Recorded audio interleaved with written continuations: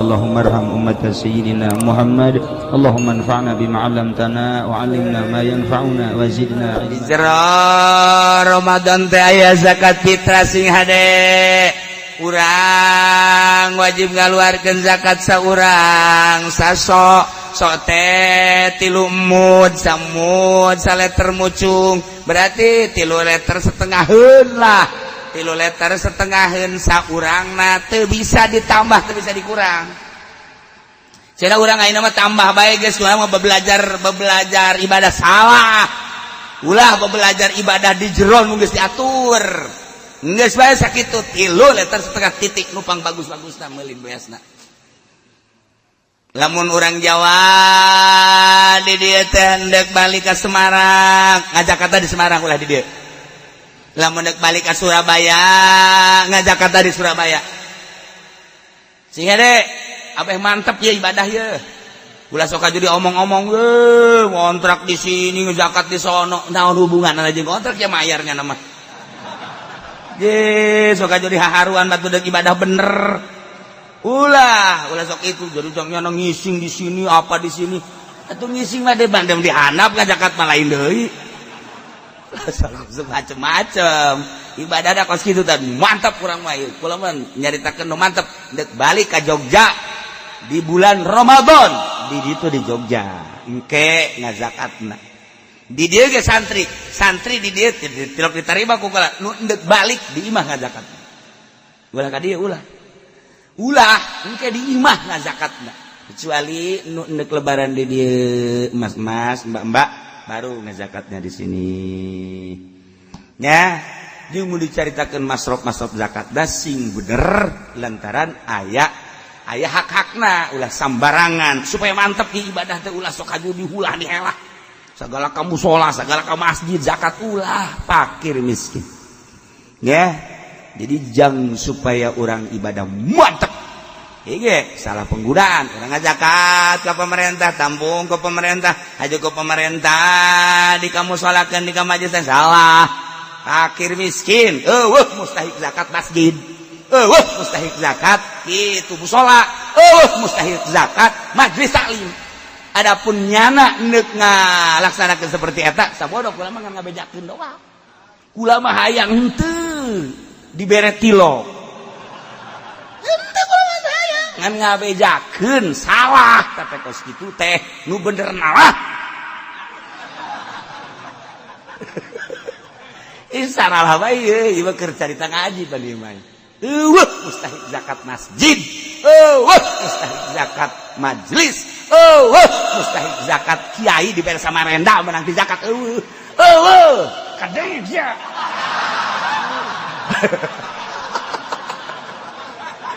Ngarenjang betungtung nama. Ini kudu jelas. Tentang mustahik zakat asam ada 8. Nah, fukara, masakin, kemudian mu'allafah qulubuhum, kemudian atuh dan lain-lain sebagainya nu geus urang nyaho. Lah geus fakir miskin bae nu hese-hese lah. Fakir miskin bae ulah nu hese-hese. Ieu mah keur carita, adapun ditampung ku pemerintah, kemudian pemerintah nyalahgunakeun, tinggal tanggung jawab di akhirat rasakeun. Henteu kula mah teh ngan nyaritakeun ngaji teh kos kitu. Nalah teh kos kitu tah. Salah bae, bener bae. Adapun nyana nampung sangat bagus sebenarnya mah. Aya badan amil zakat ditampung, mantep. Gua ge setuju jasa. Setuju kuda ge lain lalagaan. Nah, tinggal bagi sabara kecamatan sabara desa berapa fakir miskin, mantep jasa. Udah sok aju salah guna. Ndek dibikeun BHS mah ka kiai segala atlas, di Pudoli mah embungeun atlas yang BHS bae. Malah mah yang tamer dua deui nya nama hayangna. Ulah ti zakat. Ulah ti zakat ulah. Ya kan teh beda ada sosial usege. Ulah nu kos kitu haji disalahgunakeun. Kan jadi berat. Urang kan hayang mantep urang ibadah teh ya.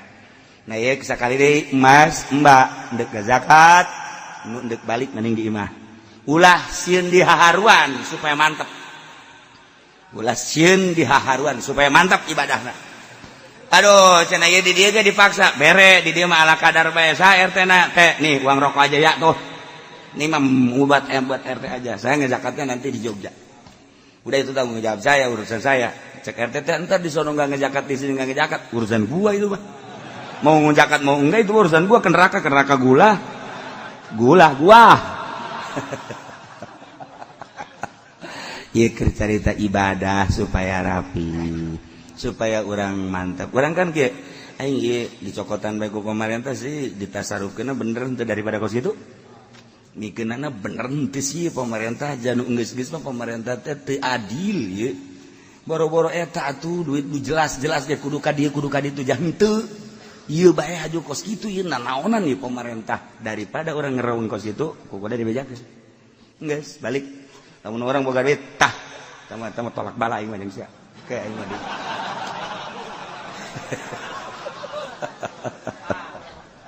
Masya Allah karim.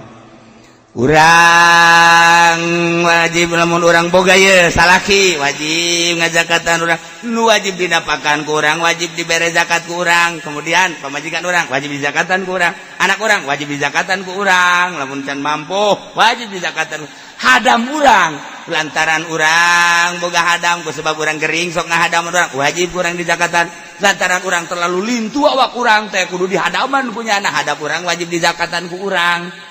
Tapi lamun hadam-hadam tukang nyapu, tukang itu mah tunan gitu ngaranna dagang, hadam urang tukang malukun teu. Ieu mah jang kebutuhan urang. Sehari-hari eta hadam wajib ku urang. Urang miskin, pamajikan urang kaya, pamajikan urang teu wajib zakatan ka urang, teu kudu wajib zakat. Pamajikan urang ge teu wajib zakat sebab nyana wajib dizakatan ku urang. Kemudian urangna miskin, teu kudu ngazakat. Babari kan ngan sunah nu boga mah pamajikan duh ngazakat pak bapak boga ngazakat henteu kuduna bapak ngazakatan kula nyaho itu mana junta aing dipencet ge lain keluar duit tai aing keluar itu boga teh cek pamajikan kak ya yang kakak tah mere heula pamajikan ka salaki tah kajang jang zakat ti sia bager tuh kula teh asa agak satu, nah jadi kesibere, anak dizakatkeun. Kos gitu teh kaayana, masya Allah karim. Lamun urang ngazakat, ulah mikeun kanu diwajib, kawajib anu dijanapakan ku urang. Urang ngazakat ka pamajikan teu sah lantaran pamajikan wajib dizakatan ku urang. Urang ngazakat ka anak urang teu sah lantaran anak urang kawajiban urang. Urang ngazakat ka bapak urang teu sah lantaran bapak urang kawajiban urang. Urang boga bapak kolot. Ngazakat ka bapak kolot atuh teu naon sebab bapak kolot teh teu kawajiban urang jaya bapana ieu. Ieu supaya jauh. Supaya ge urang bolak-balik bae ngazakat ka pamajikan ngazakat ka salaki. Sage ka pamajikan nanaonan mending diliwat habak.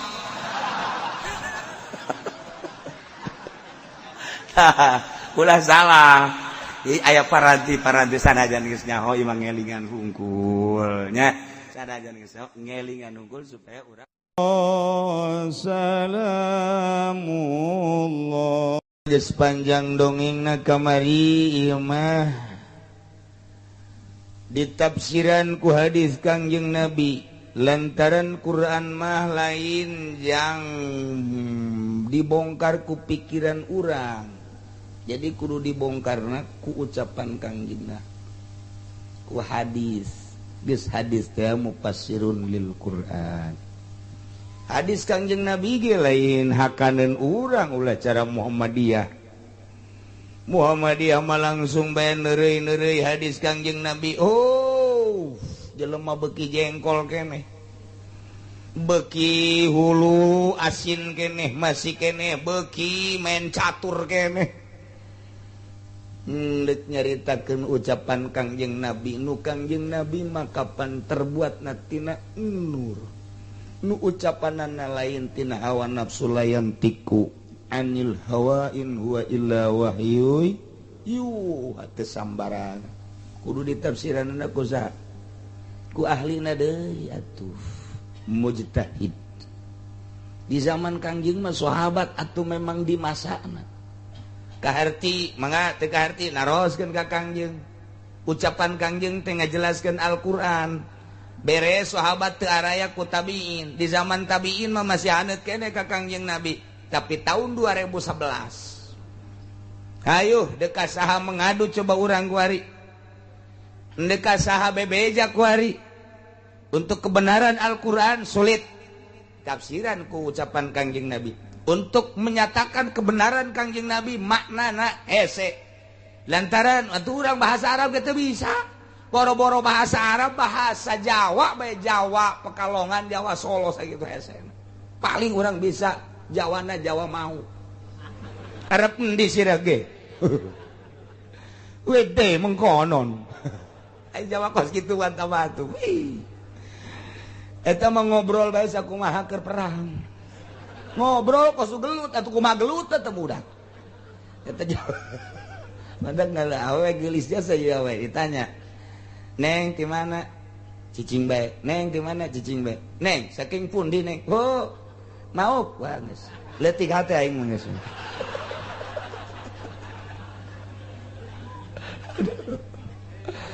Mau berada deres kana iku kronyo WG itu mah terparah sedunia ge. Jawane ora diterima iku mah. Boro-boro bahasa Arab bahasa Jawa ge. Urang ti dieu ka mau lain deui. Urang ka kresek ka kronyo Jawa geus lain deui. Urang ka Serang atuh geus lain deui. Ora pada iku Jawa ge wish. Masya Allah puyeng kita mah ge. Rajeg tapang parah nama rajeg. Tama Jawa lain Sunda lain ya tama. Tapi orang ngadenge ka Solo kali itu ya Karim Yogyakarta. Urang ngadenge orang Jogja bari ngoser, bari sumuhun dawuh, bu adat kekeratonana dipake. Kabita urang bahasa Jawa ge. Bae geus nunjukna ge geus ieu kieu. Geus ieu kieu. Aduh, wah jasa ieu. Tak jadi orang dulu orang Jawa itu jeung Jawa kresek wede. Bedane akeh temen iku mah. Ya Allah. Urang Sunda we Sunda. Urang ka Bandung. Ka Bandung. Terus ka Garut beda Bandung. Bandung jeung Garut Sundana beda. Beda seeutik gayana. Teteh nya lugotna nu beda bahasana mah kitu-kitu kene. Garut, Bandung, Tasik beda. Ciamis beda seeutik. Mun kurang ditelek-telek. Tapi nu beda jasa mah Cianjur. Cianjur beda jasa. Ieu mah keur geng-genganana bae geus beda. Lamun di Bandung, naon si anjing? Anjing. Tapi lamun Sukabumi, naon si Gor? Bagor. Bagor cenah mah tah. Tapi lamun Karawang lain deui cenah mah. Anjing lain, bagor lain, anjis. Beda be, anjir. Eta keur geng-genganana tuh. Jadi kudu nyaho ka bahasa gengna segala. Bogor lain deui, tapi Sunda mah kajen ka mana-mana ge nu paling ngeunaheun di dengena mah tetep bae Sunda Rawa Kidang.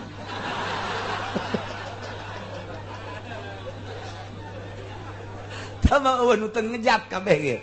Gua bae jelema mun ngadenge Sunda eta atuh geus ngejat bae kajen gua mah. Keur hees ge hudang bae pokona mah. Saudara. Masyaallah. Tapi ada emang geus kitu bahasana tuh antepkeun bae. Masyaallah. Dia jeung saka di EWC di bawah teu. Hei, cek urang teh ieu. Ngobrol tapi urang ditu mah pan biasa bae. Eta teh ditanya ku kolotna, EWC di bawah teu ka dieu. Ih, di pohara cek urang teh. Atuh di ditu teu aneh urang nu aneh ge. Masya Allah. Ilu dibuat di ewe lurah teu jero-jero acan. Weh, urang jadi kieu bahasa. Tah, urang keur carita. Jadi di Tangerang mah nu poharana jasa aya. Jawa napang poharana, Tangerang, Sunda napang poharana. Moal aya lah di dunia kos kitu moal we. Moal tah. Melayuna tuh kitu sarua bae. Urang ada yang Melayu bolak. Weh, gua malu cari da igok di sini. Mana aya Melayu make igok? Mana aya? Atuh geus kitu bae tau. Waduh, Melayu geus parah jasa tamang geus. Tah eta aya di Tangerang kabeh eta. Ya Allah, tah dek tafsiran Al-Qur'an kudu paham heula hadis Kangjeng Nabi. Dek tafsiran Kangjeng Nabi kudu paham heula bahasa-bahasa mujtahid. Lantaran naon pan bahasa Kangjeng Nabi mah jawamiul kalim. Iraha Kangjeng Nabi nyarita rawi ieu mah kieu, rawi ieu mah rieu, rawi ieu mah kieu, bari motif hukum anu sarua. Tapi beda-beda lantaran Kangjeng Nabi neuleuh saha nu diajak bicarana. Nu diajak bicara ieu mah kieu, nu diajak bicara ieu mah kieu, diajak bicara ieu mah kieu.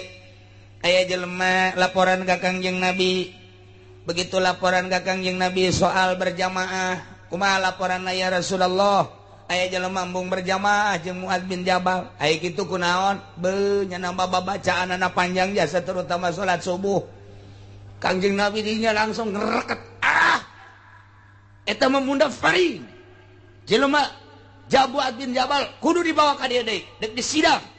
Lain hayu kena berjamaah jelema. Endahan teu berjamaah kudu jauh salat mah ulah panjang-panjang lamun berjamaah jeung nu asing lantaran di tukang ngentepan aya aki-aki, aya al-kabir, aya ad-dhaif, aya al-hajah. Jelema teh aya nu kolot, jelema teh kapan dicatukan ngen teh aya kitu nu boga kabutuh. Wah, ieu berjamaah salah ieu Muad bin Jabal. Panggil ku Kangjeng Nabi.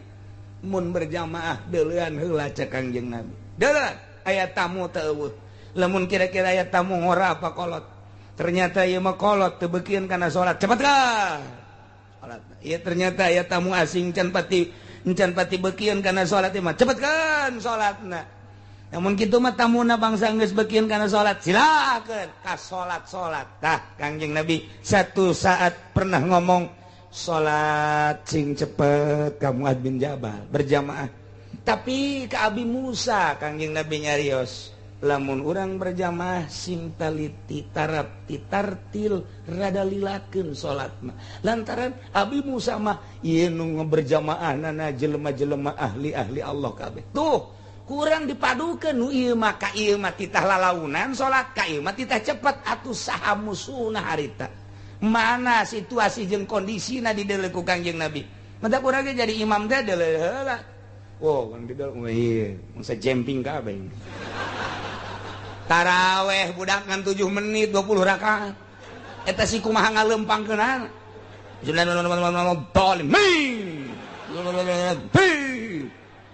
beres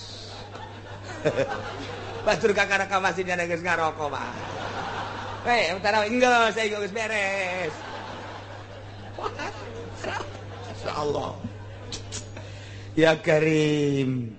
Anu mentak dulu deuleu heula urang ge. Tuh mentak Abuya Cidahu baheula taraweh mah hayang sajud sekali taraweh supaya saquran tamat.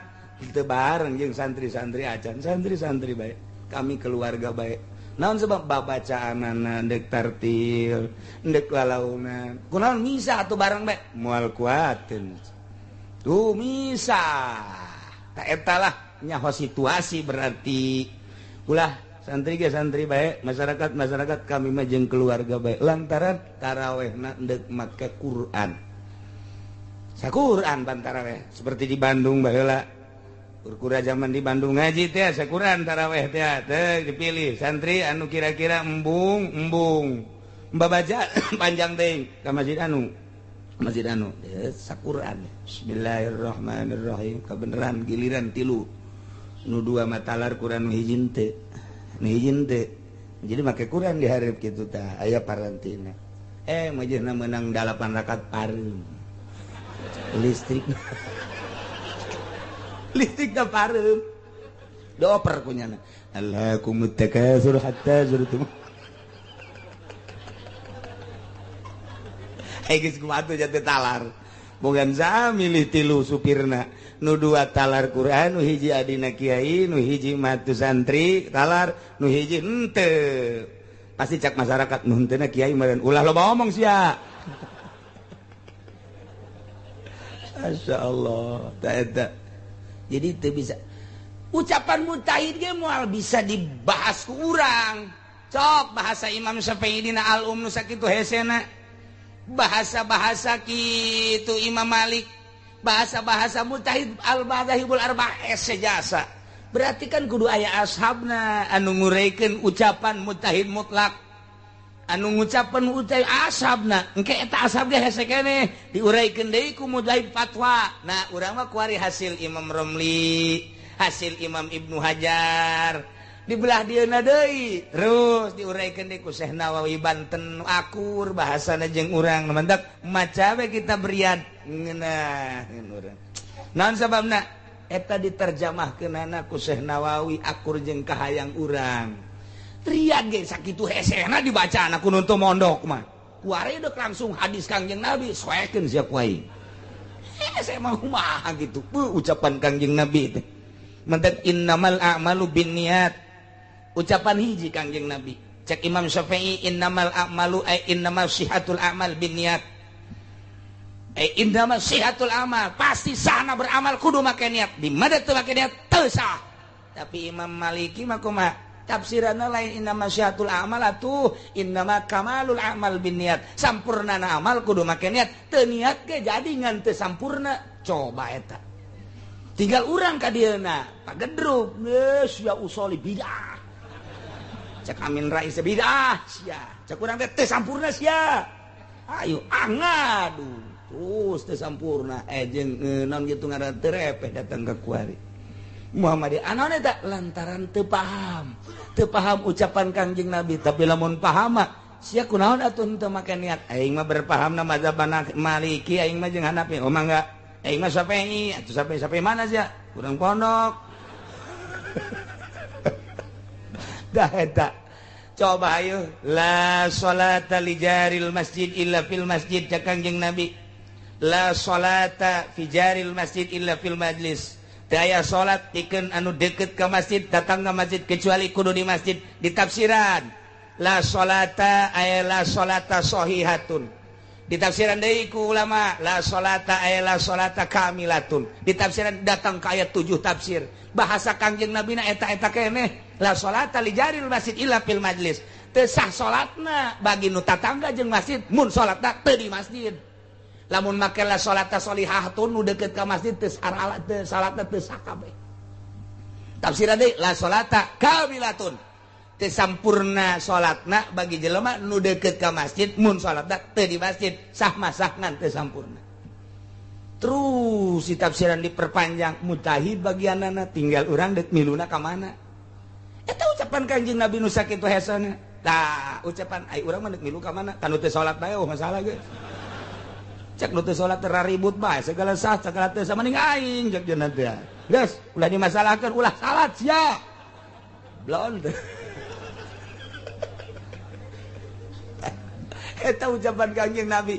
Sok tafsiran-tafsiranana saha nu mampu nafsiran gitu. Dia lain sa tafsir-tafsirna nya ge ditanyakeun eta nu mantak inna masihatul amal naon ta Imam Syafi'i teh takdirna kitu ngadalil.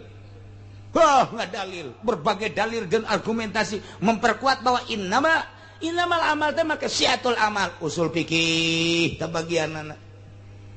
Ieu nu mantak innamal amal lima sihatul kamalul amal naon ngadalil dengan berbagai temuan-temuan hadis Kanjeng Nabi dan lain sebagainya. Dijieunlah kaidah Masya Allah.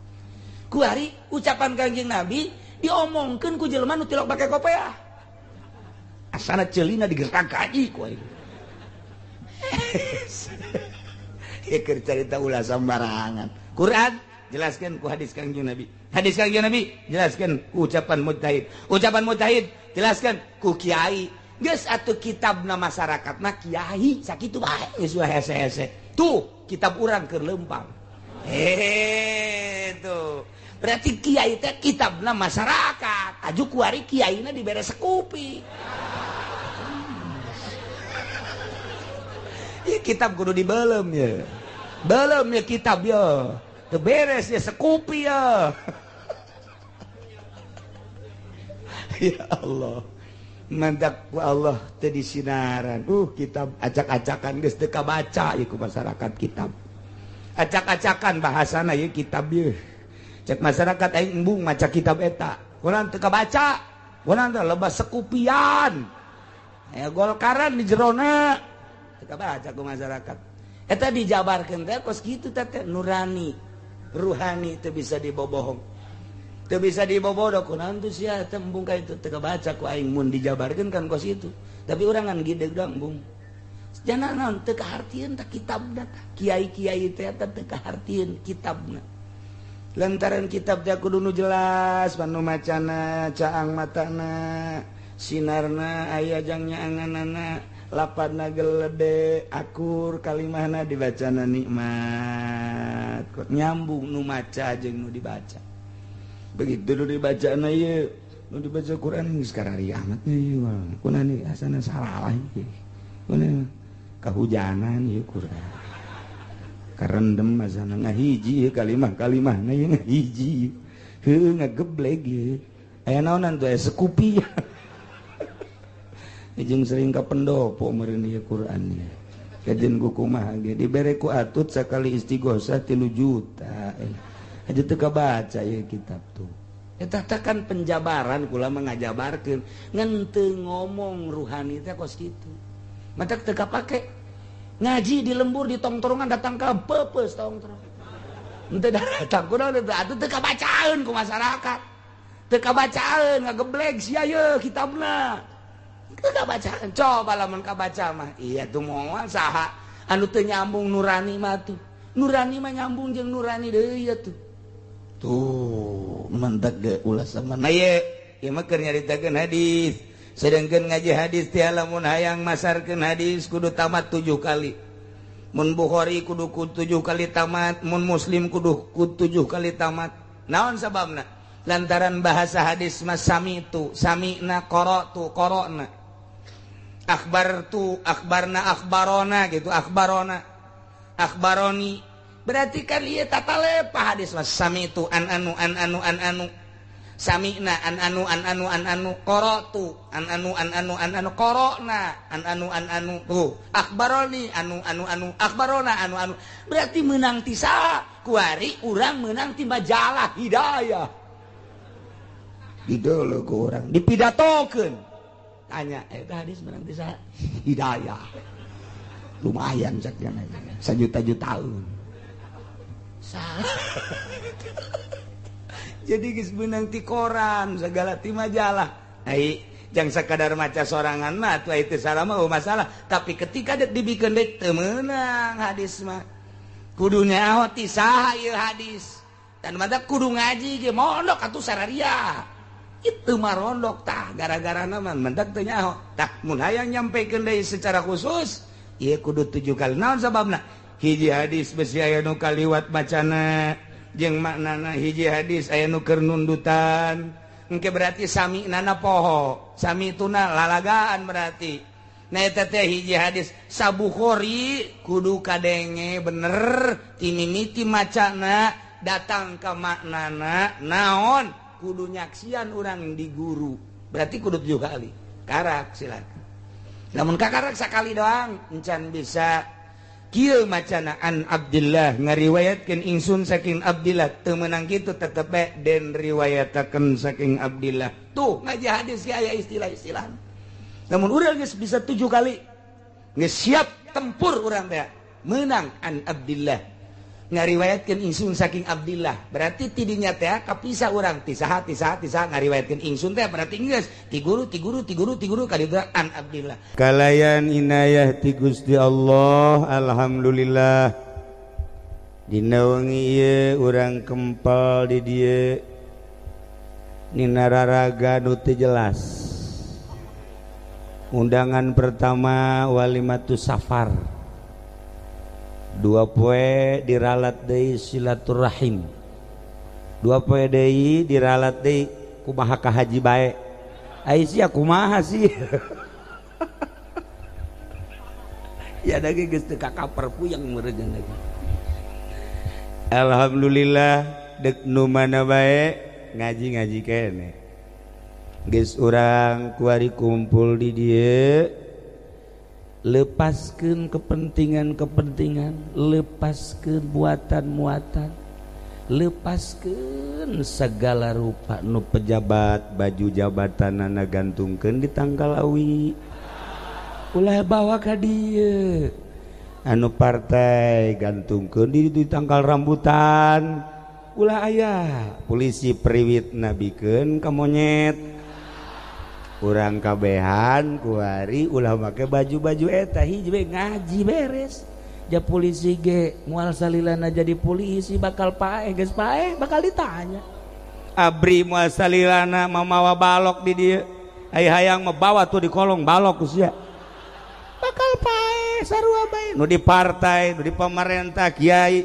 bakal paraeh geus paeh moal ditanyakeun naon amal perbuatan amal ai kiai ona mentah geus jelas kana batu amal-amalanana jonggal poe maca Quran mun anu ngondang tapi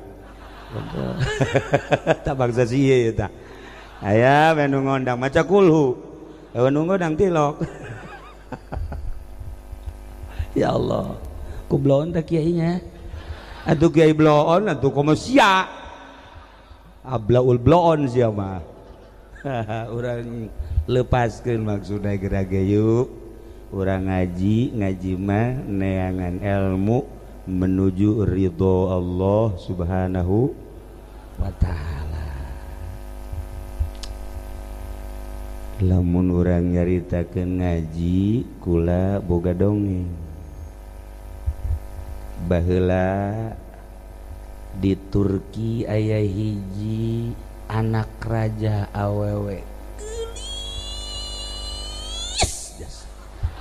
geus jasa berarti tah kan lamun kieu mah ya kumaha eta geulis teh geulis biasa bae lamun ditanya kumaha eta geulis geulis rada naik tapi ieu mah geulis teh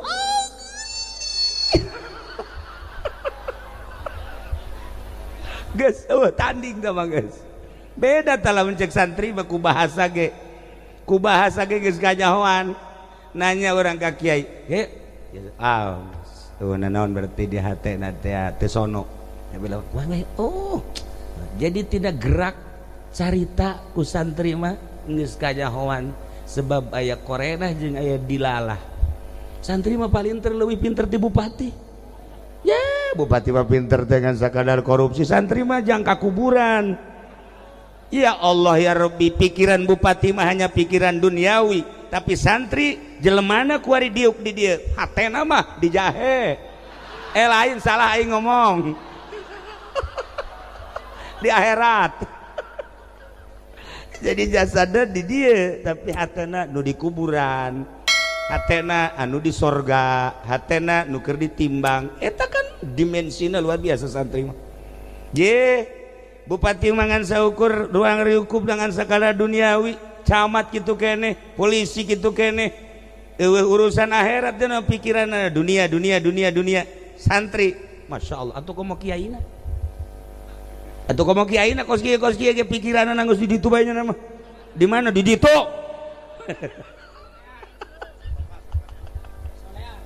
ya Allah nah balik deh awewe anak raja masya Allah masya Allah carita geulis teh kan di dieu mah di Cilejet hese neangan geulis atuh hese lamun kamari ka Maroko pikiran kula di Maroko teh jelema wah harideung sebab Afrika pasti kajadigu kumaha ge ieu beungeut seeng kabeh tapi barang datang ka ditu ya Allah gareulis sore di Maroko teh ternyata Afrika Utara mah paruti deket ke Spanyol tinggal nyebrang 20 menit naik feri datanglah ke Spanyol masya Allah nya jarangku paruti irung mararancung bulu mata berhenti sekula di luar dugaan je orang Maroko orangnya paruti baru legarelis begitu dek balik ke Turki Haji Pendi mah embung balik iya tak embung balik jangan main mau mal balik cenah kunaon hayang di dieu bae ai kitu dek naon Mang Haji garelis jasa cek cenah hayang mah betah di dieu heuh atuh betah ge ke pikir heula Mang Haji bogoh ka urang di itulah kasia bogoh henteu ternyata teu bogoh balik sia teu bogoh sanu bogoh tuh kepotongan kieu Ya Allah. Lah iyalah. Taya garil gelis da pohara anak raja. Oh, lamun geus carita anak raja gelis. Atuh sugih aya dinyan. Wawasan aya dinyan, harta aya dinyan. Geus eueuh cawade. Eta anak raja nu gelis teh geuring. Muriang masyaallah kari. Mimiti medis, dokter nu mana bae dipanggil kadinya, tensi darah, bere obat, datang deui dokter, di-scan, bere obat, geus puguh di ronsen, bere obat, tetep teu cager. Tetep teu cager. Masyaallah karim. Akhirnya beres medis, dukun. Didatang-datangkeun, wah di Sukabumi mah geus puguh dukun.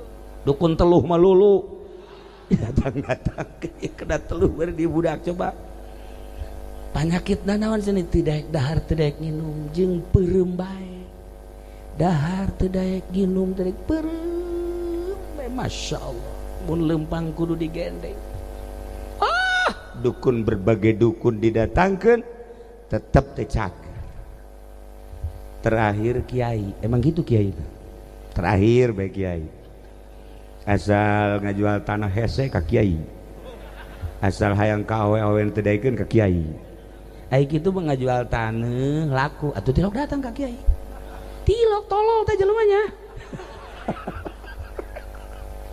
aju kiai marah tuh ulah emang kos kitu kiai mah zaman Kangjeng Rasul di berbagai daerah bahkan negara daratan ka Kangjeng usul berbagai permasalahan Kangjeng langsung nunggu wahyu diselesaikan ku Kangjeng namun Kangjeng seperti eta dilanjut ku para khulafaur rasyidin seperti gitu dilanjut ku para tabiin dilanjut ku hari ku para ulama warasatul anbiya daratan ke berbagai daerah Waalaikumsalam naon ni incu leungit menta cai sakieu teh incu da umur sabaraha umur 17 lalaki tahu awewe alah atuh ieu mah ku cocodot nih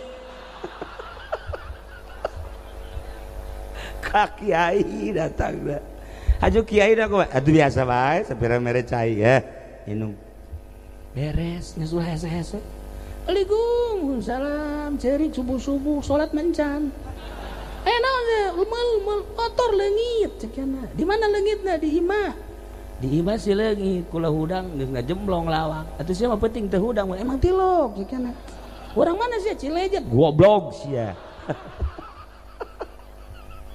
tah mere cai deui atuh kos kitu bae terus geus we Waalaikumsalam naon di mana tetangga beladinya naon kula dek hajat isuk minggu ayo naon tuh ka dieu minta cai supaya ulah hujan terus gitu panda ayo benta cai kasih eta tah bere cai hujan mah gebrek bae eureun anu biasana hujan tas lohor ieu ti isuk masyaallah ai bere cai nu bener ji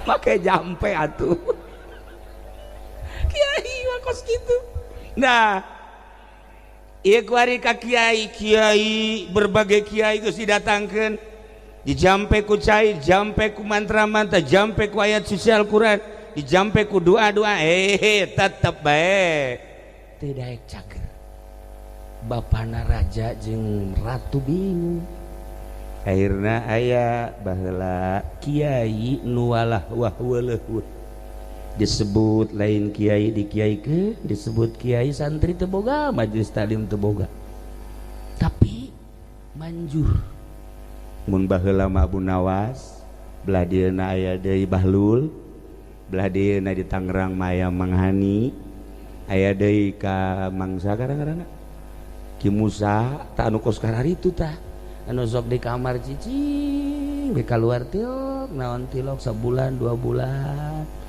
kesakali keluar didareulekeun ku jelema tah besi di dieu salaki ibu kitu di jero kamar bete keluar-luar nah ieu geus ada bu ya tanya gede hutang meureun sugan teh ibadah horenganan kreditan teh anggeus Masya Allah. Nah aya tak kiai model gitu jago kiai gitu bahkan sebab dimensi nangan lain sakadar dimensi zahir makin dimensi batin lamun kiai ngan sakadar makin dimensi zahir dimensi syariat kiai lumrah kiai pasaran maksudnya di pasar ge umbala kiai kos gitu mah tapi dimensi batin Masya Allah dijauh kene geus kadeuleuh mun awewe teh mah lain deui bangun eplok cendol ieu mah tah sia tah mah tah ieu kiai datang begitu ku kiai dijampe tidak bentar tiup tidak bentar neng coba bentar neng pernah teu ka Mesir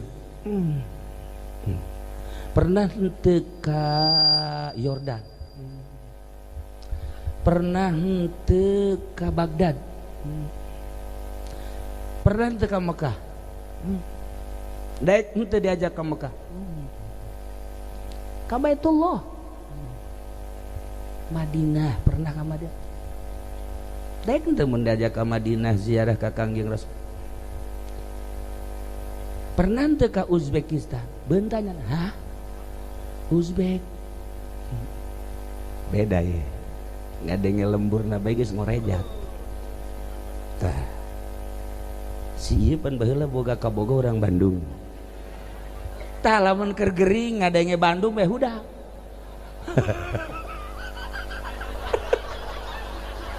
udah gitu kakara kayak gak ada kayak Bandung nadang aduh langsung bernostalgia inget Masya Allah tak iya gitu barang ada yang Uzbekistan langsung udah neng pernah ke Uzbek pernah daek mau diajak ke Uzbekistan daek tuh bebe ajak ke tuan raja iya mah diobatan ku dokter medis moal cager diobatan ku dukun mantra-mantra moal cager diobatan ku kiai moal iya mah kudu diajak ke Uzbekistan kok bisa gitu tuturkeun be cager gerage ayo guys cek raja Turki Uzbekistan teu sabaraha jauh masih satu daratan berangkat ke Uzbek neng di dia sugan aya nu kenal di kota Uzbek aya cek jana bari senyum teh aya lingsem di mana nih di ditu di kota aya di kotana di mana pas aya di huk di dinya aya toko emas cek jana tah kula kenal jeung di dinya ya Allah begitu didatangkeun ka dinya ieu teh muhun langsung hudang padahal mah geus 4 bulan teu dahar teu nginum hudang langsung nu boga tokona seorang pemuda nu ganteng teh ya langsung nunjuk ieu ge sarua ieu ho itu ha langsung jana pelukan Dinda sayangku Masya Allah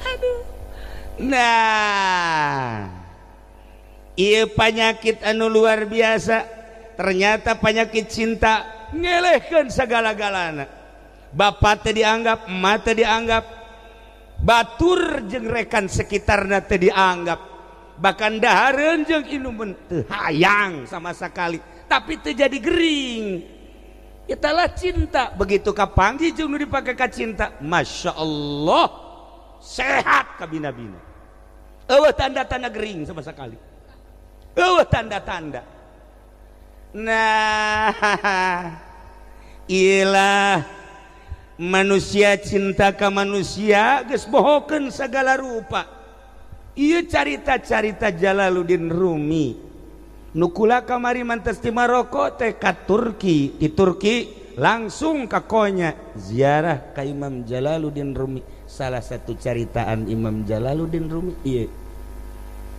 lamun eta awewe cinta ke seorang lalaki poho segala-galana urang anu bakal ngaharep ka Gusti Allah ngomongna cinta pernah pohoan naon urang pernah mau poho ke naon cinta urang ka Gusti Allah hayu coba pernah tante mau pohokeun anggal tengah peuting cinta ka Gusti Allah hei anggal hei kasur sakedeungnya 2 jam dek ditinggalkeun hampurannya ku cinta jasa ka Gusti Allah maneh cicing heula di dinya teh ke geus 2 jam karak balik deui ka dinya mangga bae cek anggal teh kacai nyana beres kacai salat anggal geus dada sini cek anggal sini ih anget ge eleh urang ku anggal eleh ku anggal ye nu sagede kieu biasa gede kieu ye kolot lah sakieu mah hartina geus moal panjang deui jeung moal lila deui pasti kalebur aslina nyana tahajud titah kukula Allahu akbar ai tahajud di kamar pamajikanana Masya Allah khusyukna luar biasa khusyulah begitu asyhadu an la ilaha illallah ngacung pamajikanna nyingkap pan anu ngacung 2 lain normal tolol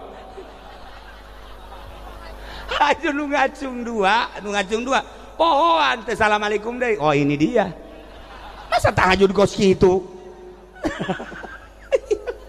sakieu nu kolot teh kos mantak lamun tahajud wayana ajim adi ulah sok di kamar pamajikan misah atuh mal anggeus eta sok ngacungna asyhadu an la ilaha illallah jadi 2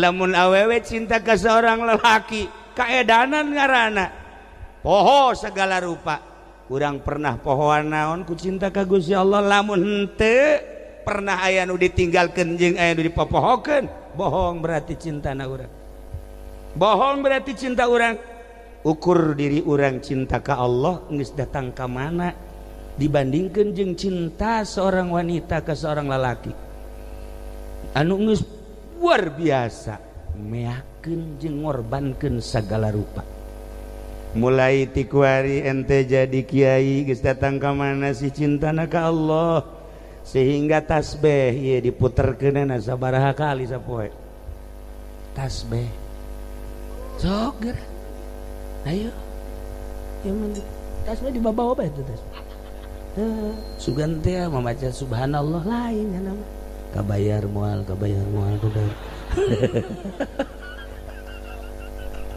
tuh beres lu bener ente seorang kiai geus datang ka mana sandangan kiai isin di kiai-kiai di dunia di akhirat ternyata orang bajingan hanya kepentingan-kepentingan partai hanya kepentingan-kepentingan organisasi hanya kepentingan-kepentingan duniawi kiai mah julukan akhirat lain jang dunia kunaon dibawa ka dunia tolol da kiai teu bisa kos kitu kade isin di hareupeun Allah isin di hareupeun Allah lamun endek jadi kiai cara Gus Dur sok jadikeun cara Gus Dur contoh jadi presiden Indonesia ku aing dek disyariatkeun ngan gagal teu kuateun Gus Dur balik pakai celana pendek oh masalah tapi geus berjuang walinya nama nah diri orang di partai geus datang ka mana di organisasi geus datang ka mana lamun urang ningali dina kitab Tanbihul Muqtarin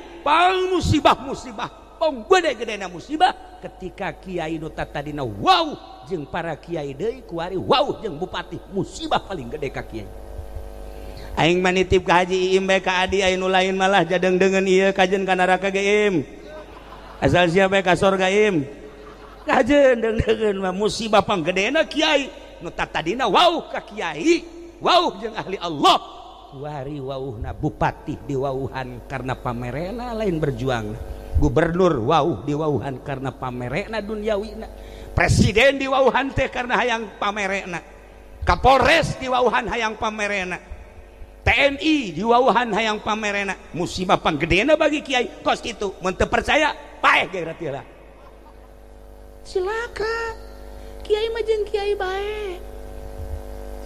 Waktu negara acak-acakan, sia asup ke negara acak-acakan. Iya tuh komo lamun henteu masalah. Tapi geus datang ka mana ka beneran berjuang sia. Ayo coba kiai. Mantap kula dibujuk titah ieu titah ente. Aya nu mere kamari mah duit sakitu dihitung gede leutik. Namun leutik mau aing mah. Ji ditangtangan kula sama bupati dek mere ka kula berapa bupati mau ngasih saya? Ciknya nanti aya 200 juta harta aing leuwih tibatan 200 juta. Jeung bupati jeung aing sugihan aing. Digos ku kula, ieu pokon kitu cenah ge. Atuh jelema sugih mah teu kudu dibere aing mah jas sugih. Mah aing mah mobil lain hiji aing mah imah sakitu agrengna. Bila perlu sia disumbang ku aing sa bupati. Tak kudu bisa kitu im jadi kiai mah. Ulah yang disumbang malah nyumbang. Ayo besi jalan kurang bagus bejakeun ka camat sumbang. Ulah kudu camat nu nyumbang besi susah. Besi susah camat.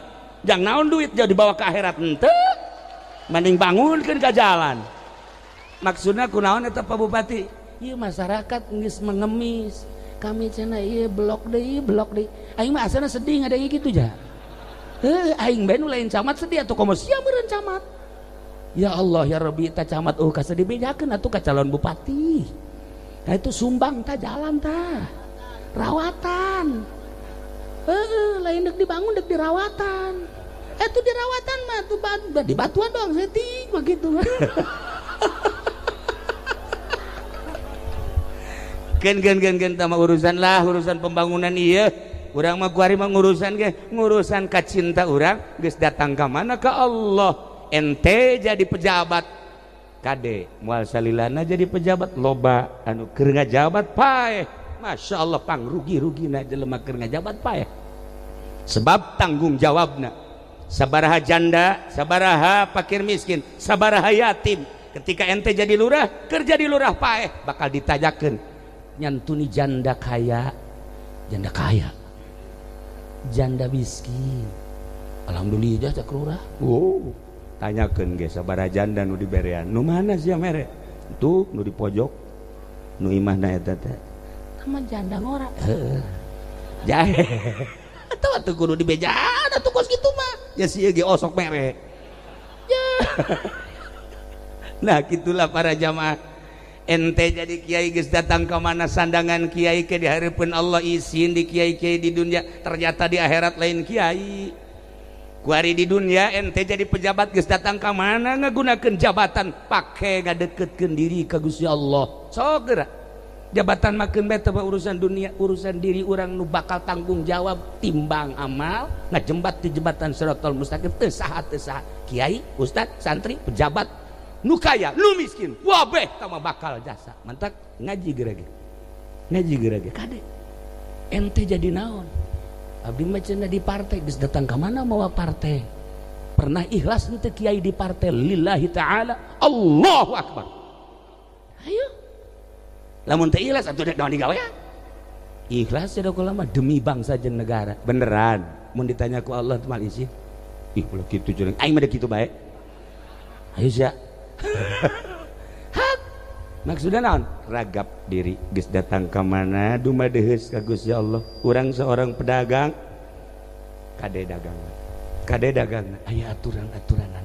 Urang seorang petani kade tani aya aturan-aturanan. Nah, lamun tadi cek Jalaluddin Rumi seorang wanita cinta ke seorang lelaki poho segala-gala teu bisa diobatan kecuali kapanggih. Itulah seseorang anu mencintai Allah kecuali kapanggih jeung Allah. Di mana sih sebenarnya Allah? Hayang kapanggih ya urang jeung Allah. Di mana nu sebenarnya Allah? Duh di Mekah Allah mah. Aya ge di ditu. Di mana sih kapanggih jeung Allah? Apan urang ka Mekah teh ya, ka Mekah. Eta teh menuju Baitullah. Baitullah eta bait didapatkeun ka Allah, imah Allah. Artina aya Allah lah di dinya. Allah na di mana? Atuh tanyakeun ka Ki Haji nu geus pernah ka Mekah. Tanyakeun tas ieu tah. Kiai ieu. Cak manusia. Allah alam cak Allah. Sia kiai sarua. Malah tambah kuyai mah. Kuya dicai mah.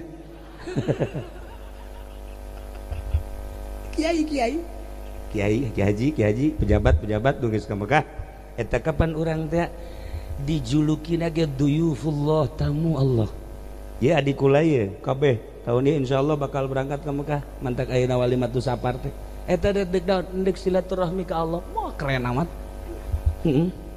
deuk jadi tamu Allah ka Mekah berangkat nu mantak khutbahna ge di Mekah teh wa ya duyufallah wahai tamu-tamu Allah, lain tamu raja, lain tamu gubernur, lain tamu Arab, tapi tamu Allah. Urang ke Mekah berarti jadi tamu Allah. Di mana Allah? Sok gerak ke Baitullah.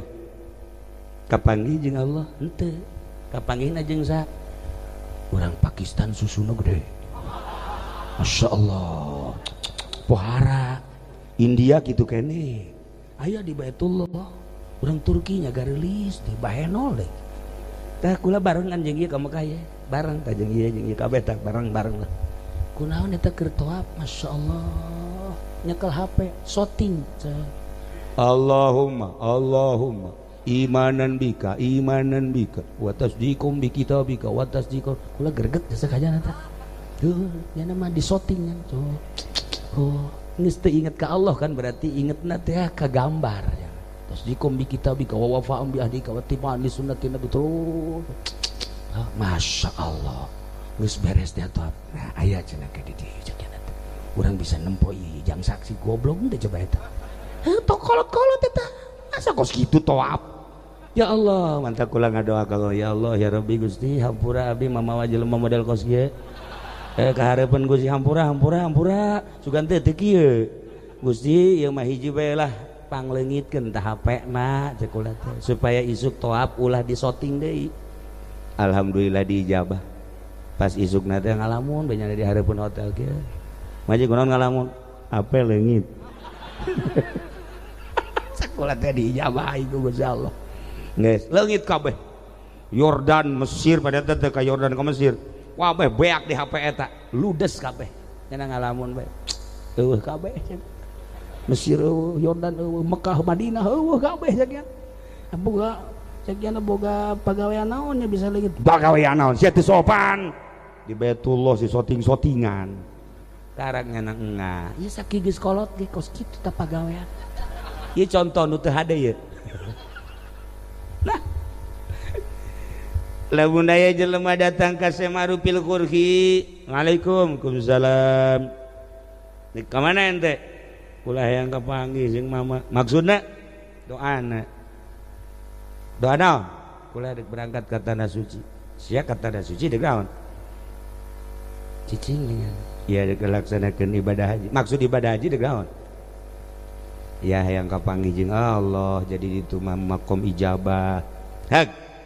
Ke balik ti Mekahna. Balik ti Mekahna. Wae ditanya kapanggih teh sia jeung Allah. Ceuk kiamat ti guru. Ayo satu doa nabi kiai supaya kapanggih. Hai doakan. Datang ke Mekahnya Nabi. Aing kemun balik di Mekah. Ditanya ku guru kapanggih teh jeung Allah kumaha aing ngajawabna. Ieu kapanggih jeung Allah kumaha. Masya Allah. Beres ya muga haji datang deui ka imah ka Baghdad. Tanyakan ku Syekh Maruf. Geus ka Mekahna. Entos. Kumaha sehat? Alhamdulillah. Dahar geuna. Ngeunah jasa cekeun. Aju aya teh ieu babalajaan. Sajadah meuli cek nya teh susur meuli alhamdulillah. Balik deui sia ka Mekah. Balik deui sia ka Mekah.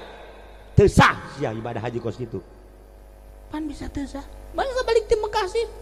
Dongengna dongeng hees. Dongengna dongeng meuli teh kokoneng. Masa ti Mekah meuli tiung dongeng teh. Ai ka Mekah mah kapan kapanggih jeung Allah.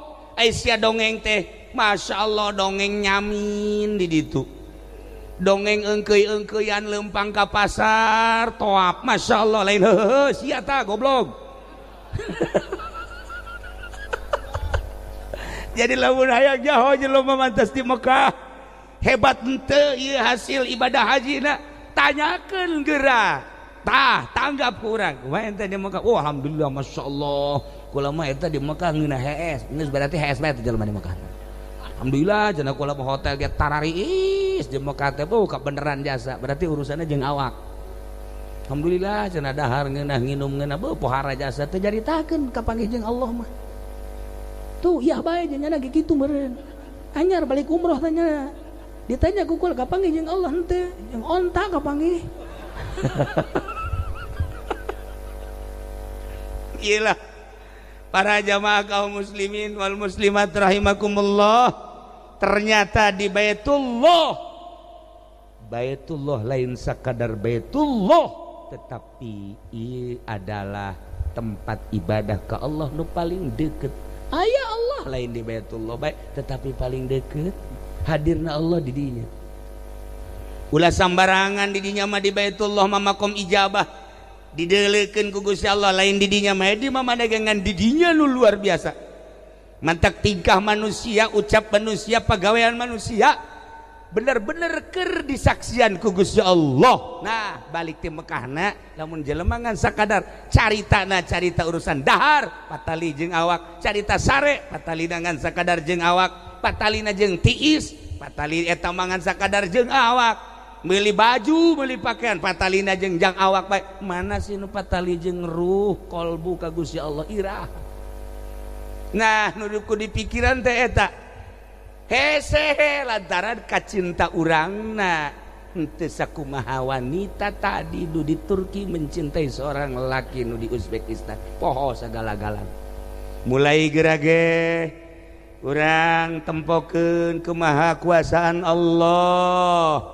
Maha agung Allah, maha segala-gala Allah, nu urang aya dina qabduna, nu urang aya dina genggemanana, anu hirup urang pamere Allah injeman ti Gusti Allah, sehat urang injeman ti Gusti Allah, isuk pagi eta urang bakal babalik ka Allah. Amal naon nu bakal dipertanggungjawabkeun di hareupeun Allah, eta nu kudu dipikir. Ente jadi polisi amal naon ketika ditanya ku Gusti Allah, wahai polisi, ente jadi TNI ABRI amal naon ketika ditanya ku Gusti Allah. Ai kafir mah geus puguh kafir mah, ente makan muslim, ente makan mukmin. Iman ka Allah kudu disiapkeun pertanyaan-pertanyaan tersebut jawabanana. Ya Allah ya Rabb. Dah ieu nu mantak jelema ti mana-mana daek masantren eta teh yang mempersiapkeun aing kumaha engke geus bae. Ngora kene umur 15 tahun, umur 20 tahun, sekolah ge siapeun kene. Deka mana sekolah? Deka UI, UII, ITB dan lain sebagainya. Siapeun, kolot ge siapeun. Tapi di benak hati santri lain eta sekolah mah alah sapira sekolah. Engke aing namun paeh, waduh tanggung jawab di hareupeun Allah kok tah murnina santri kos kitu. Kadeleuna mah santri teh jelema padahal mah eta penghuni sorga. Mun hayang nyaho ka penghuni sorga tah santri. Kadeleuna isuk-isuknya nama carang mandi. Eta je udang cileuh we gede mandi dieu. Eta can mandi can naon geus meuli wudu pantolol. Tapi eta penghuni sorga nu sabenerna mah. Ji lamun hayang nyaho penghuni sorga teh eta santri. Lamun ibu bapak hayang nyaho ke penghuni sorga tah ka dieu isuk-isuk ka kaubong ka dieu. Ceng, aceng teh sorga barau amat ceng. Atuh biasa bu, penghuni sorga mah bau. Cenah seungit. Engke di sorga. Ieu mah karak calon doang bu. Oh, lain deui ja ambeuna ieu mah. Alhamdulillah saminggu kula can mandi bu. Para jamaah kaum muslimin wal muslimat rahimakumullah. Segera ge asupkeun ka dieu. Heuh nya. Loba jasa nu gagah nu kukula osok didongeng-dongeng. Di Tangerang di Pasar Kemis aya gagahnya lurahnya gagahnya sugih Lurah Madzen maot ngadadak atuh komos yang teu gagah modar sia mah Masya Allah karim lamun paharto sugih aya di nyana gagah aya di nyana hebat aya di nyana maot RT mah koit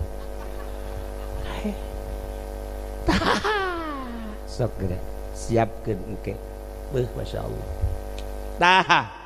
Lamun tadi carita awewe mencintai seorang lelaki bebeakan pohokana segala rupa. Ukur cinta urang ka Allah geus sabaraha persen urang cinta ka Allah nu dikorbankeun teh. Tinggal introspeksi masing-masing. Kuari mah rajana nu gering, rajana lintuh gering, masya Allah ya raja. Sarua jeung tadi didatangan ku dokter sababaraha dokter teh cager, datangan ku dukun sababaraha dukun teh cager, datangan kiai sababaraha kiai teh cager. Nah datang kiai nu tadi keneh anda bangsa sebelah-sebelah ya, sebelah-sebelah nya nama kancingnya salah ngasupkeun atuh salah salah kancing salah imah atuh kan nyengkleh di dieu teh. Pan ai kiai neraka mah keren, jas dipake. Kiai neraka eta kos itu.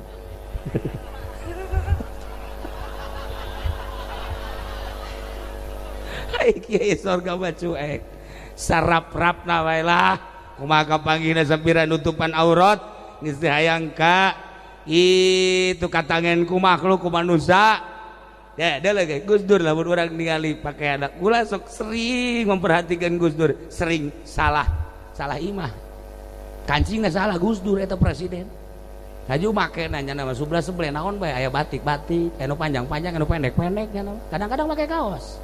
Datang kula ka imahna make kaos. Ini siapa? Ini kucu. Oh, iya keur make kaos kan. Eta, tapi kan nya memacaan kitab bae di imah ge. Di imahna di dia di Ciganjur kitab. Masya Allah Ihya Hikam dibaca aku nya. Ya Allah. Pohara jasa ta Gus Dur mah. Ya Allah, ai kiai ieu koran. Pejabat lain naon lain. Ya Allah deres koran ge nu bener mah anu susunannya yang klete aya. Ieu si kiai ku goblok-goblok teh. Ieu mah di ditu teh mah di Tangerang di Bogor mah leuwih parah. Nah, para jamaah ieu si raja teh raja geus teh cager datanglah kiai eta. Begitu datang geus sababaraha kiai terakhirnya na. Di mana? Di kamar.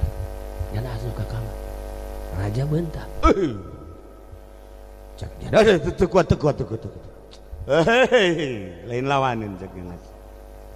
Ditaranya ku kamar. Emang enak enten. Henteu aya naon. Aduh parah. Maksudnya parah aku bejakeun coba bejakeun. Kira-kira marah moal raja mun bejakeun. Coba tanya ke raja. Tuan raja, pajak ituan cenah parah cek kiai ieu. Aju. Kira-kira mun bejakeun marah apa moal? Moal. Sok bejakeun naon coba? Lamun nu neluh saha nu neluhna? Lamun nu nyihir saha tukang sihirna? Lamun penyakit medis coba kumaha carana? Coba moal marah. Datang deui teh kiai ka dieu. Tuan raja. Ternyata umur tuan raja 28 poe deui. Hah? Lo bener. Heeh.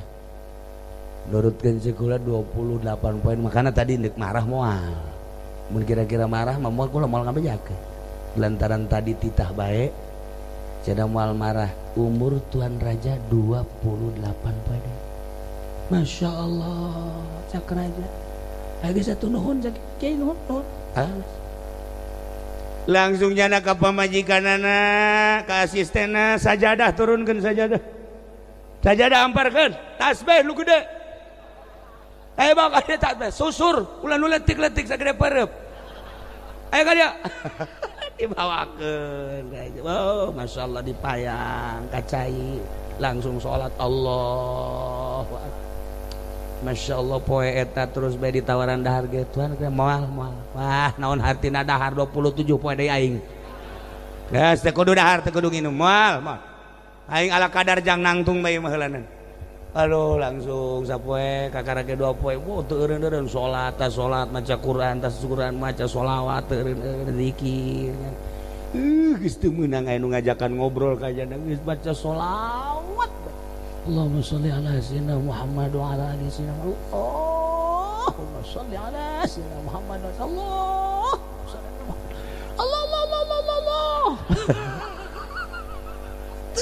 Diri baca sholawat. Geus 2 poe. Masya Allah dahar geus teu dibere hayang nginum teu dibere hayang. Nah, ku hari geus 8 poe. berarti tinggal sabaraha deui 20 beuki ditingkatkeun ibadah ka Gusti Allah.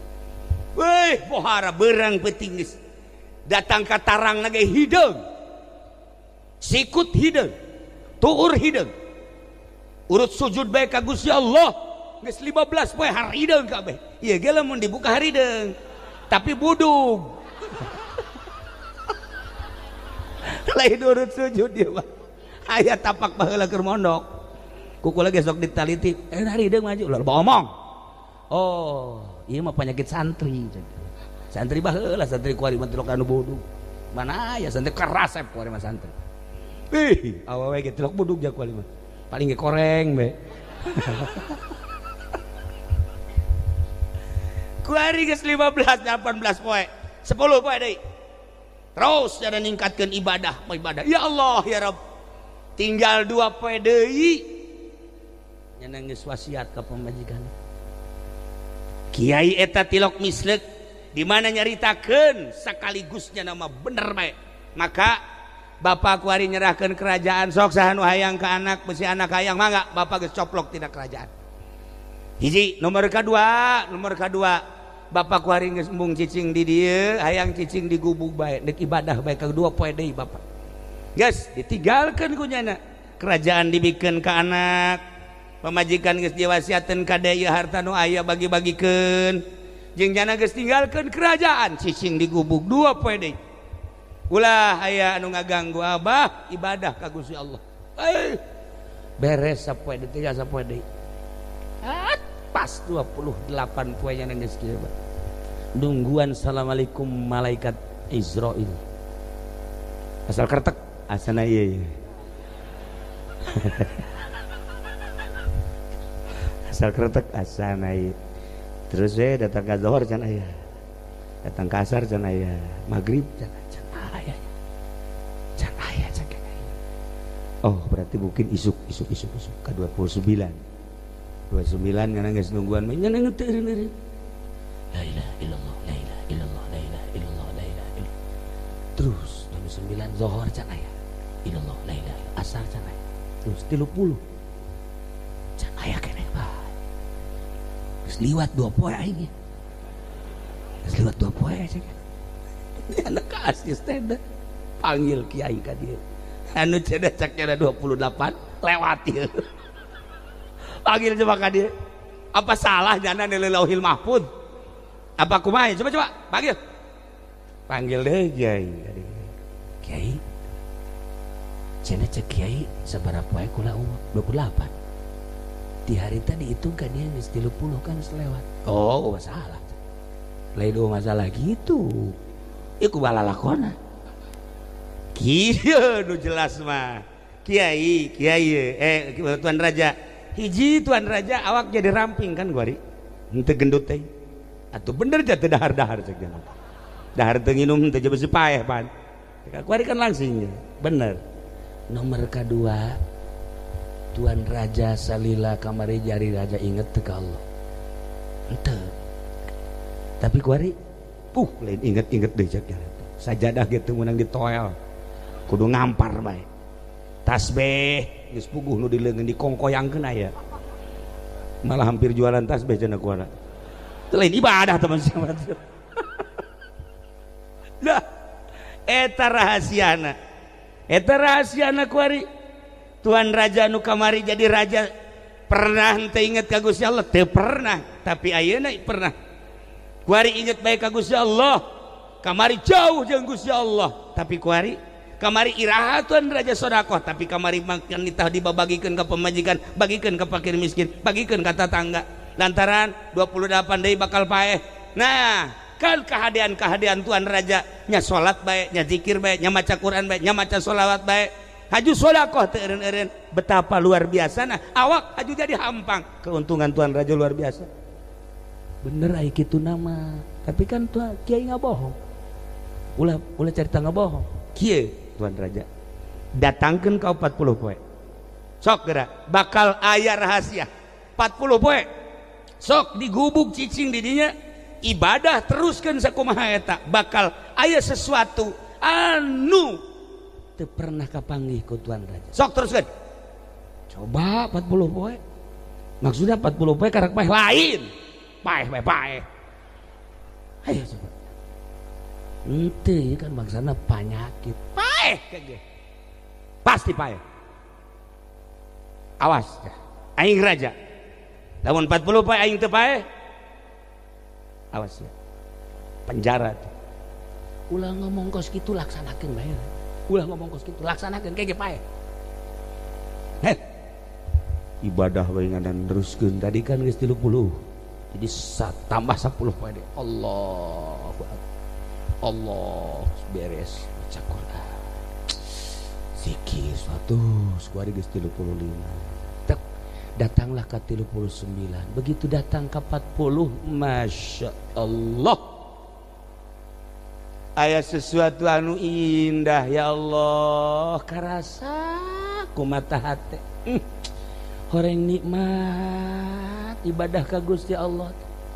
Painganan kiai-kiai, painganan wali-wali geus puguh Kangjeng Nabi. Geus puguh Kangjeng Nabi urang nabi-nabi jeung rasul-rasul nu baraheula. Ti peuting hudang teh nikmateun bangunna ibadah horenganan aya ngrenyet nyeunah. Teh ibadah lamun geus apal wau ka Gusti Allah. Ngeunah. Nikmat urang mah nu mantak haju ieu maca Quran ge heuai bae heuai. Teu nyaho eta kalam Allah. Tapi bagi kula ya bagi kula. Lamun aya nu hees keur ngaji kula mah bersyukur ka awak kula. Kula keur ngaji mingguan misalnya atau malam Salasa aju murid hees kula geus nikmat perasaan. Nah mana kiai bisa nikmat berarti aing bisa nenangkeun jelema. Lain sembarangan berarti aing ge. Nu batak pasti aya kiai di dieu aju ngaji mingguan malam Senenan cara kuari aju murid hees bae ulah dihudangkeun. Eta kiai hebat berarti geus memberikan ketenangan ka murid. Sehingga murid nu hees ada di dieu. Eta kiai lain sembarangan, rantai kabeh habak. Tah. Iyalah Tuan Raja manggihan kanikmatan anu luar biasa. Panggil deui kiai tita ka dieu kiai panggil dipanggil. Bener yai horenganan ibadah teh kungeunah paeh kan? Paeh. Naon ieu nu paehna yai? Nu paeh teh kahayangna anu kamari mah ajol-ajolan hayang boga apansa wani ngridit beuh urang Cilejet bah kuan garoblok kuan kabeh ge wani teh nyebrang ka sorga melalui neraka heula ku ngridit eta kahayang eta kan cilaka nu kamari kahayang model eta eueuh cek Tuan Raja nu kamari hayang naik jabatan teh eueuh kamari mah hayang jadi raja teu hayang sama sekali kamari mah hayang ngalobaan tanah teu hayang kamari mah aduh teu meunang neuleus selir-selir geus kieu bae nu mana poe ieu nu mana nu itu nu jangkung nu kamari nu pendek nah ieu bangonna ieu semampai ieu bagus ieu hitungna kitu kuari mah teu hayang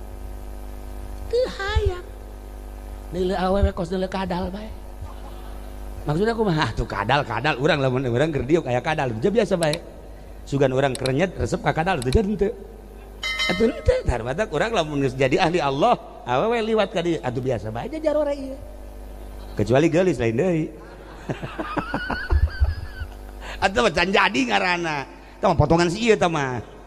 Tah ternyata paeh kahayangna. Nah, di dieu lah horenganan jelema nu endek ngadetengkeun diri ka Gusti Allah kudu ahli Allah moal bisaeun nungtun ka Allah lain ahli Allah sakumaha moal bisaeun nungtun perpolitikan lain ahli politik sakumaha moal bisa nungtun perekonomian lain ahli ekonomi keun politik jeung ekonomi jeung budaya mah tama urusanana urusan dunia ieu jelema nungtun ka Allah kudu nu geus jauh ka Allah lalauna cara ngaji amil heula ujug-ujug jurumia geus beres amil naik ka jurumia sanggeusna naik ka jurumia amil poho deui bolak-balik diri bae amil jurumia kos kitu lalaunan sageura ge masyaallah karim Para jamaah kaum muslimin wal muslimat rahimakumullah. Nah, ternyata urang deka Allah kudu wauh ka Allah, nunung tuna kudu wauh ka Allah. Ai Allah di mana? Ai Allah mah tuh hese jaritakeunana. Da Allah mah aya di mana-mana. Maksudna kumaha? Urang kuari mah ngawauhkeun ka Gusti Allah mah kudu ngaji tauhid heula. Nu wajib di Allah sabaraha, nu mustahil di Allah sabaraha, nu jaiz di Allah sabaraha. Engke timbul keyakinan tak. Lamun geus innahu ya'lamul jahra wa akhfa. Iwayah Allah mah maha uningan, nu samar, nu jelas. Ya Allah, ya Rabb. Sedengkeun Allah ningalikeun teh lain ka awak urang, ningalikeun ka qalbu urang. Innallaha la yanzuru ila suwarikum wala ila ajsadikum walakin yanzuru ila qulubikum. Awak mah teu kudu dicaritakeun ku Gusti Allah jeung urang ge neuleu. Ka urang neuleu, urang ka diri urang neuleu, ka batur neuleu. Tapi qalbu urang nu boga rasa jeung ngarasakeun adalah urang. Allah selalu neuleukeun.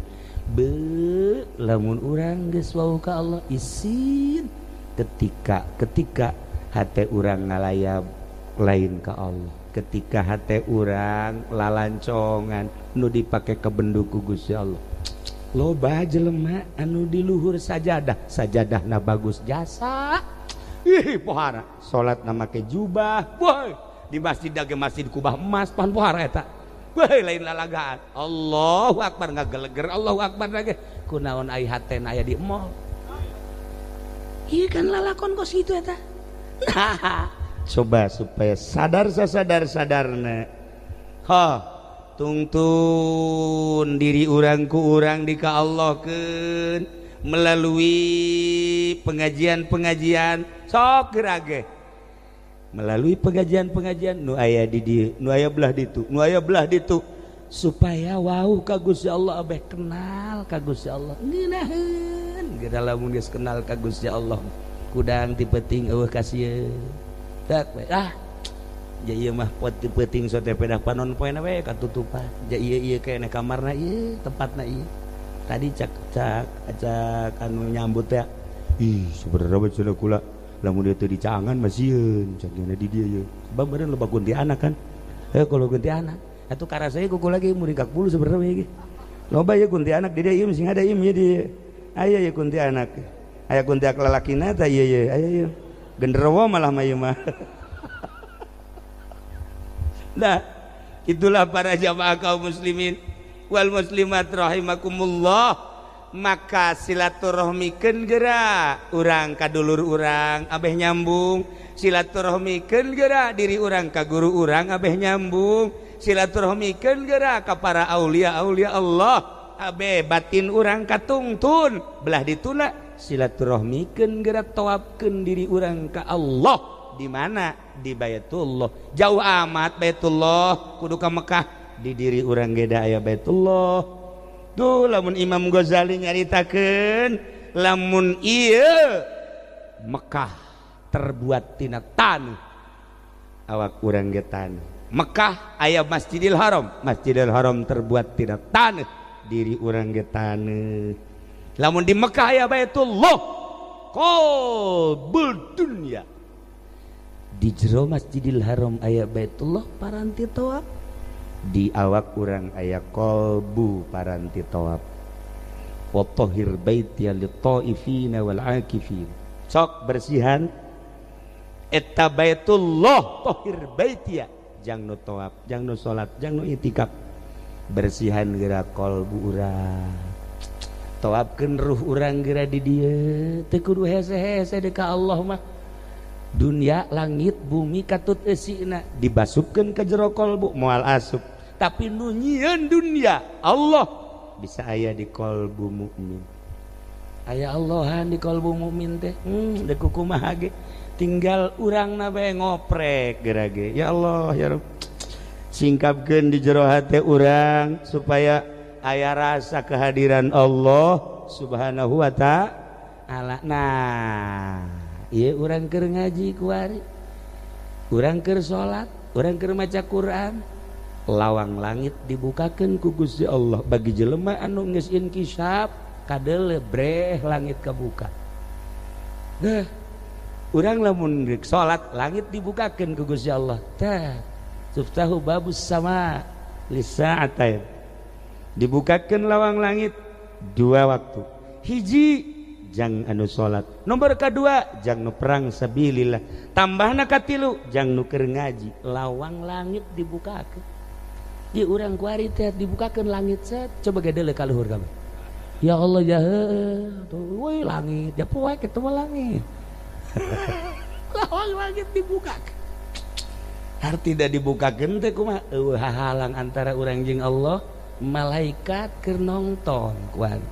Urang keur ngaji, asal lempeng ngajina bener lillah, muatan, nanaon ka Allah. Malaikat nempokeun, oh kita Ki Haji nu kolot aya bae teh saha sagana eta je di dieu ka Lauhil Mahfuz tereh balik nama budak. Oh jahuisna geus lain di hulu teh jembut geus wisan katanya. Tapi jangan mah kuat tilok gering. Tilok gering nya mah nu tilok gering mah ke Firaun kan. Para jamaah kaum muslimin wal muslimat rahimakumullah. Nah, urang keur dihadiran ku malaikat. Komo Gusti Allah maha segala-galana. Dibukakeun pintu langit bagi jelema nu deuk salat. Lamun urang boga rasa, aing keur dibukakeun lawang langit ditongton ku malaikat, Allah na hadir di diri urang. Ya Allah ya Rabb, urang mantep salat lagi. Allahu akbar. Moal aya risi, malesi. Kitu kene nu deuk perang, nu mantak para sahabat, para tabiin siap perang lilai kalimatillah lantaran naon? Kadeuleuh sorgana ku mata hate. Ya Allah ya Rabb. Kitu kene nu keur ngararaji, ieu urang kuari keur ngaji, dibukakeun lawang langit, ditongton ku malaikat. Dideleukeun belah ditu. Oh, cek malaikat ya awewe ngararaji. Oh, ya tentara Allah, ya cek malaikat. Ambo ya tentara Allah bari nyusuan kieu jadi oh masalah.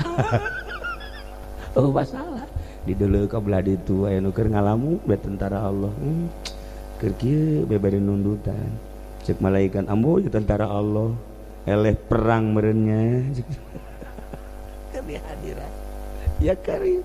Nah kuari kembali ka diri urang, ternyata horeganan Allah mah babarieun segede Raja Harun Ar-Rasyid, segede raja anu tadi dicaritakeun, segede Gus Dur, segede Raden Patah, segede Raden Syekh Syarif Hidayatullah, segede Syekh Maulana Hasanuddin jadi raja, segede Syekh Maulana Yusuf jadi raja. Anu unikna jadi wali. Masya Allah deket jasa ka Gusti Allah. Raja aya di nyana, wali aya di nyana. Indah amat hirup kos kitu. Hah, susah aya di sieu, bajingan aya di sieu. Rugi amat. Tunjuk-tunjuk ke mana sih? Rugi jasa urang. Mantak tadi gua liwatkan gadinya teh. Set. Cek kula jalan ka mana cenah ieu ge? Cilaku. Kok dek jalan ka Cilaku aya babaturan gua di dinya tah. Saha aya Kiai Haji Nawawi Putra Kidul Pani, urang caricing di dinya salat. Bener tadi di darinya salat. Eta batur kula guru malah mah. Guru pernah dibere pelet kula